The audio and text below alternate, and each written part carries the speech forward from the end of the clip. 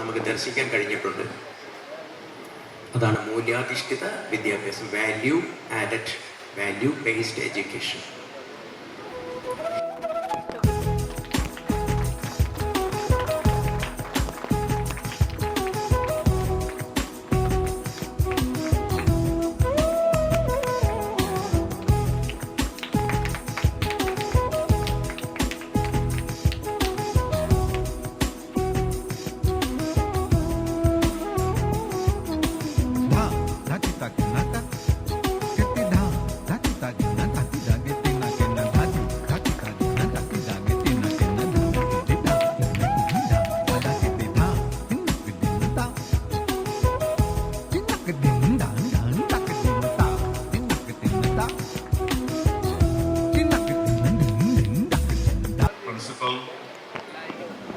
നമ്മുടെ അതിഥിയായിട്ട് ഇവിടെ എത്തിയിരിക്കുന്ന സിനിമാ നടൻ ശ്രീ ജക്കാട് രാജൻ, മറ്റ് വിശിഷ്ട വ്യക്തികളെ, മാതാപിതാക്കളെ, കുഞ്ഞുങ്ങളെ, ശ്രീ രവിശങ്കറിൻ്റെ പേരിലുള്ള ഒരു വിദ്യാമന്ദിർ ഇവിടെ ഉണ്ടെന്ന് ഞാൻ സത്യത്തിൽ അറിഞ്ഞിരുന്നില്ല.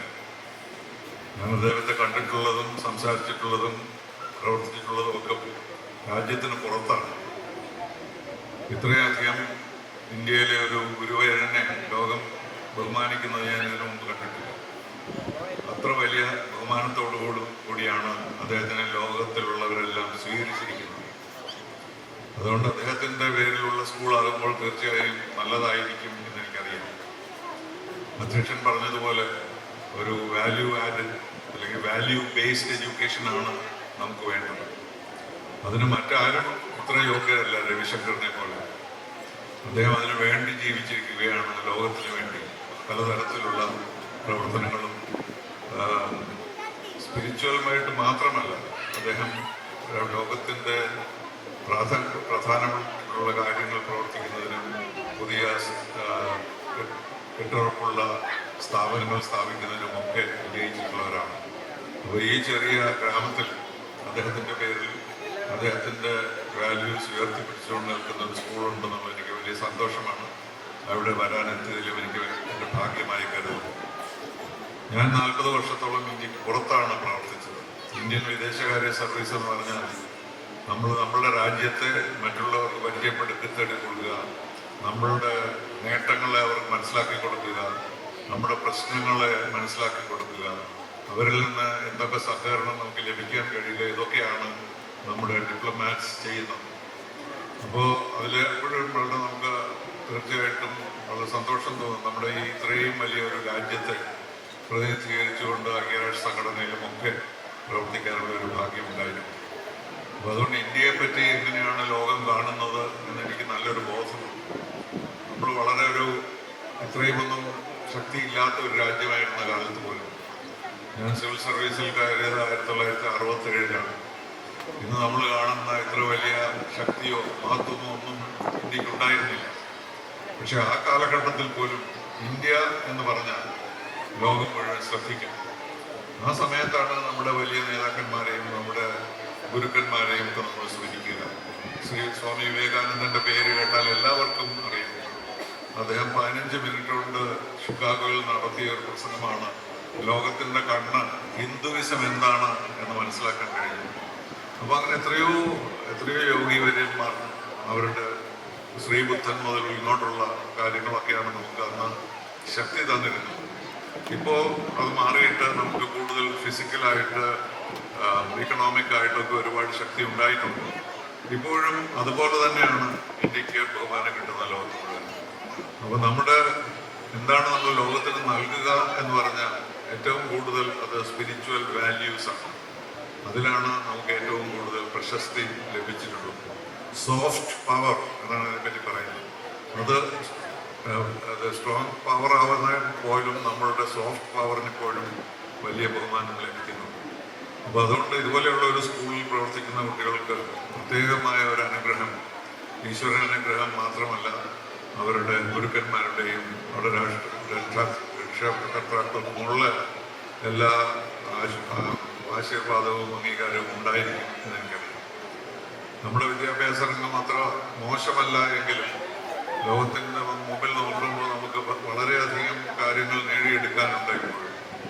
ഞാനൊരു 5 വർഷം വിദ്യാഭ്യാസ രംഗത്ത് കേരളത്തിൽ വന്നതിന് ശേഷം പ്രവർത്തിച്ചിട്ടുണ്ട്. നമ്മുടെ വിദ്യാഭ്യാസ രംഗത്തെ എങ്ങനെ മെച്ചപ്പെടുത്താനാകും എന്നുള്ള വലിയ ചിന്തയോടുകൂടി ശ്രീ ഉമ്മൻചാണ്ടി മുഖ്യമന്ത്രിയായിരുന്നപ്പോൾ അദ്ദേഹം എന്നോട് ആവശ്യപ്പെട്ടു. അത് ഞങ്ങൾ പലതും ചെയ്യാൻ ശ്രമിച്ചു, പക്ഷെ ഒന്നും നടക്കാൻ പോയില്ല ആ സമയത്ത്. കാരണം പലപ്പോഴും നമ്മൾ രാഷ്ട്രീയവൽക്കരിക്കുകയാണ്. ഇത് കോൺഗ്രസിൻ്റെ ഗവൺമെൻറ് ആണെങ്കിൽ നമുക്ക് ഈ പരിപാടിയൊന്നും വേണ്ട, പിന്നെ നമ്മുടെ ഗവൺമെൻറ് വരുമ്പോൾ നമുക്ക് നോക്കാം, എന്നിട്ട് അടുത്ത ഗവൺമെൻറ് വരുമ്പോൾ അവർ വിചാരിക്കും അടുത്ത നമ്മുടെ ഗവൺമെൻറ് ആയിരിക്കും. ഇങ്ങനെ ഓരോരുത്തരും ചെയ്യുന്നത് ഇല്ലാതാക്കുന്ന മറ്റൊരു ഗവൺമെൻറ്, അങ്ങനത്തെ തരത്തിലാണ് നമ്മുടെ കഷ്ടകാലമായിരുന്നത്. പക്ഷെ ഇപ്പോൾ കുറച്ച് വ്യത്യാസം വന്നിട്ടുണ്ട്. ഇപ്പോൾ വിദ്യാഭ്യാസ രംഗം മെച്ചമാകണമെന്ന് എല്ലാവർക്കും ആഗ്രഹമുണ്ട്, രാഷ്ട്രീയക്കാർക്കും പോലും. കാരണം നമ്മുടെ ശക്തി അതിലാണ്, വിദ്യാഭ്യാസത്തിലാണ്, ടെക്നോളജിയിലാണ്. അപ്പോൾ നമുക്കറിയാം എത്രമാത്രം ടെക്നോളജി മാറിക്കൊണ്ടിരിക്കും. നിങ്ങളൊക്കെ ചെറുപ്പത്തിലാണ്, കൊച്ചു കുട്ടികളാണെങ്കിൽ പോലും നിങ്ങളുടെ ജീവിതകാലത്ത് തന്നെ നമ്മൾ കണ്ടു കാണും എത്രമാത്രം സാങ്കേതിക വൈദഗ്ധ്യം വർദ്ധിച്ചിട്ടുണ്ട്. ഞാനൊക്കെ സ്കൂളിൽ പോകുമ്പോൾ സെൽഫോണെന്ന് കേട്ടിട്ട് പോലുമില്ല, ആണുകാരിൽ അങ്ങനെ ഒരു സാധനമേ ലോകത്തുണ്ടായിരുന്നില്ല. ഇപ്പം നമുക്കൊരു സെൽഫോൺ ഇല്ലാതെ ജീവിക്കാൻ പറ്റുന്നില്ല. ഇതെല്ലാം കഴിഞ്ഞിപ്പോൾ നമ്മൾ വന്നിരിക്കുന്നത് ആർട്ടിഫിഷ്യൽ ഇൻ്റലിജൻസ് എന്നാണ്. മനുഷ്യൻ്റെ ഇൻ്റലിജൻസ് പോരാ, ഒരു ആർട്ടിഫിഷ്യലായിട്ട് നമ്മൾ സൃഷ്ടിക്കുന്ന ഒരു തരത്തിലുള്ള ബുദ്ധിശക്തിയിലേക്കാണ് നമ്മൾ നീങ്ങുന്നത്. അപ്പോൾ ഈ ടെക്നോളജി പുതിയ വരുമ്പോൾ പുതിയ പ്രശ്നങ്ങളുണ്ട്. നമുക്ക് വലിയ പ്രശ്നം എങ്ങനെ കുട്ടികളിൽ നിന്ന് മൊബൈൽ ഫോൺ മാറ്റിവെക്കാൻ എന്നുള്ളതാണ് ഏറ്റവും വലിയ ചർച്ച. ഞങ്ങളൊക്കെ ഉള്ളപ്പോൾ മൊബൈൽ ഫോൺ എന്ന് കേട്ടിട്ട് പോലും ഇല്ലാത്തത് ഇപ്പോൾ കുട്ടികൾക്ക് അത് അവരിൽ നിന്ന് മാറ്റിവെക്കുക എന്നുള്ളതാണ് മാതാപിതാക്കളുടെ ഏറ്റവും വലിയ പ്രശ്നമായിട്ട് തീരുന്നത്. അപ്പം അങ്ങനെ ഓരോ കാലഘട്ടത്തിലും നമ്മുടെ ശാസ്ത്രീയ രംഗം വളരുന്നതനുസരിച്ച് നമുക്ക് കൂടുതൽ പ്രശ്നങ്ങളുണ്ടാകും, കൂടുതൽ സഹായകരമായി വരുന്നു. പല കാര്യങ്ങളും നമുക്ക് വളരെ എളുപ്പം ചെയ്യാൻ കഴിയുന്നു. എന്നാലും അതിലെല്ലാം മറ്റൊരു വശമുണ്ട്. കാരണം നമ്മൾക്ക് ഇല്ലാതിരുന്ന കാര്യങ്ങൾ നമുക്ക് ലഭിക്കുമ്പോൾ ഉണ്ടാകുന്ന ഒരു എക്സൈറ്റ്മെന്റ് കൂടാതെ അതെങ്ങനെ ഉപയോഗിക്കാം, അത് നല്ല തരത്തിൽ ഉപയോഗിക്കാൻ കഴിയുമോ എന്നുള്ളതാണ് ചോദ്യം. അതുകൊണ്ട് നമ്മളിന്ന് കേൾക്കാറില്ലേ, ഫോണിൽ കൂടെ ആളുകളെ കളിപ്പിക്കുന്നു, പണം തട്ടുന്നു. ഇതൊന്നും ഒരു പ്രശ്നമായിരുന്നില്ല എൻ്റെ കുട്ടിക്കാലത്ത്. പണമേ ഉണ്ടായിരുന്നില്ല, പിന്നെ തട്ടുന്ന പ്രശ്നമില്ല. പക്ഷെ ഇപ്പം എല്ലാവർക്കും കാര്യമായിട്ട് പണം ഉള്ളതുകൊണ്ടും എല്ലാവരും അങ്ങോട്ടും ഇങ്ങോട്ടും കൂടുതലാക്കാൻ ശ്രമിക്കുകയാണ്. അതുപോലെ നമ്മുടെ കുട്ടികളും പലതും പഠിക്കുന്നത് ഫോണിൽ നിന്നാണ്. ചിലപ്പോൾ പഠിക്കേണ്ടാത്ത കാര്യങ്ങളായിരിക്കും അവർ പഠിക്കുക. അപ്പോൾ നമുക്ക് വേണ്ടത് ഇത് രണ്ടും വേണം, ശാസ്ത്രവും വേണം, സ്പിരിച്വൽ വാല്യൂസും വേണം. അത് രണ്ടും ചേർത്ത് നിർത്തിയുള്ളൊരു വിദ്യാഭ്യാസമാണ് നമുക്ക് ആവശ്യം. ഇന്ന് കുട്ടികളെല്ലാം കേരളത്തിൽ നിന്ന് പുറത്തു പോകണം, അല്ലെങ്കിൽ ഇന്ത്യയിൽ നിന്ന് പുറത്തു പോയി പഠിക്കണം എന്നുള്ളൊരു ആഗ്രഹമാണ് എല്ലാവർക്കും. അത് തീർച്ചയായിട്ടും നമ്മുടെ വിദ്യാഭ്യാസ രംഗത്തിനെ പറ്റിയുള്ള അഭിപ്രായം മോശമായതുകൊണ്ടാണ്.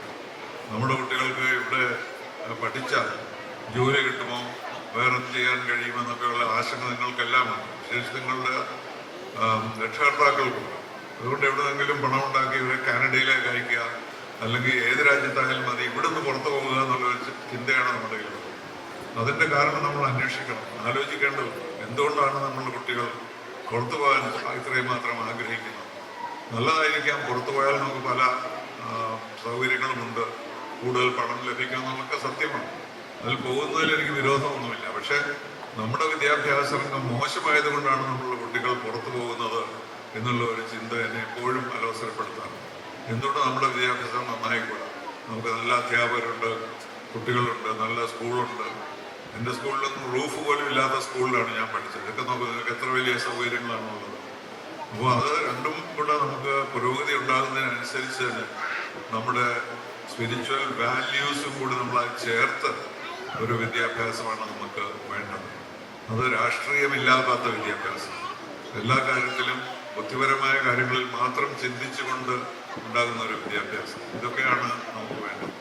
അപ്പോൾ ഈ സ്കൂളിൽ അതെല്ലാം ഉണ്ടെന്ന് ഞാൻ വിശ്വസിക്കുന്നു. പ്രിൻസിപ്പലിൻ്റെ റിപ്പോർട്ടിൽ നിന്ന് മനസ്സിലായി എത്രയോ നല്ല നല്ല കാര്യങ്ങളാണ് ഈ സ്കൂളിൽ നടക്കുന്നത്.